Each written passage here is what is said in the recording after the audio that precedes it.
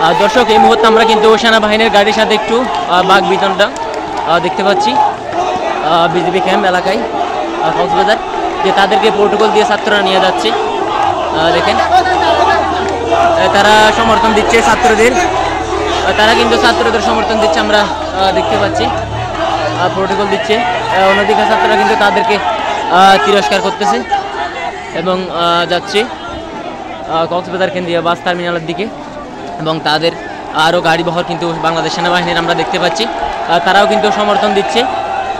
সকল কিছুর ঊর্ধ্বে কিন্তু ছাত্রদের সমাবেশে গড়ে উঠতেছে আমরা দেখতে পাচ্ছি যে তিনি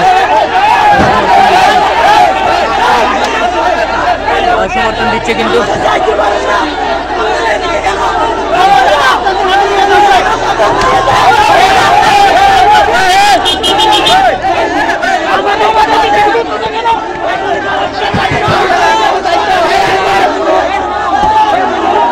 আমরা কিন্তু তাদের বিভিন্ন যন্ত্রপাতি দেখতে যাচ্ছি যে ছাত্ররা হালকা রাগান্বিত হয়ে তাদের গাড়িতে কোনো আঘাত করতেছে না, কিন্তু তাদের সাথে একটু হালকা মলমালিন্যের পাশাপাশি তাদের বাইয়ের যে রক্তে লাল সেটি কিন্তু বোঝাতে যাচ্ছে তাদের।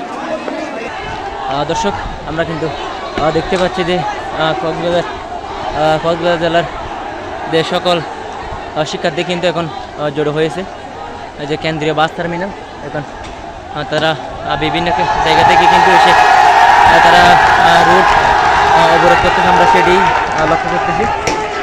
সকাল 8টা থেকে কিন্তু তাদের এই পথযাত্রা শুরু, সকাল 8টা থেকে তাদের কিন্তু এই পথযাত্রা শুরু কিন্তু আমরা দেখতে পাচ্ছি যে শহরের মূল শহরে তারাবনিয়াসপাড়া এবং যে কালুর দোকান সেখান থেকেই শুরু করছে তাদের এই ছাত্র জনতার এক দফা আন্দোলন। কিন্তু তাদের এই সফলতার লক্ষ্যে কেন্দ্রীয় বাস টার্মিনালের দিকে সবাই ছুটে চলতেছে, আমরা দেখতে পাচ্ছি যে ছাত্র জনতার সকল কিছু করতে গড়ে উঠেছে তাদের এক দফা দাবি,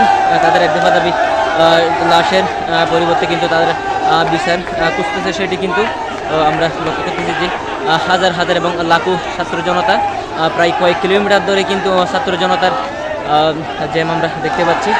কোনো ভাঙচুর কিংবা এবং হতাহতের কোনো ঘটনা পাওয়া যায়নি, যে রাস্তাঘাটে আইনশৃঙ্খলা বাহিনীর কিন্তু অনেক তাদের যে উল্লাস, বিজয়ের উল্লাস আমরা দেখতে পাচ্ছি যে বাংলাদেশকে নতুন করে স্বাধীন করার লক্ষ্যে তারা এগিয়ে যাচ্ছে সেটি।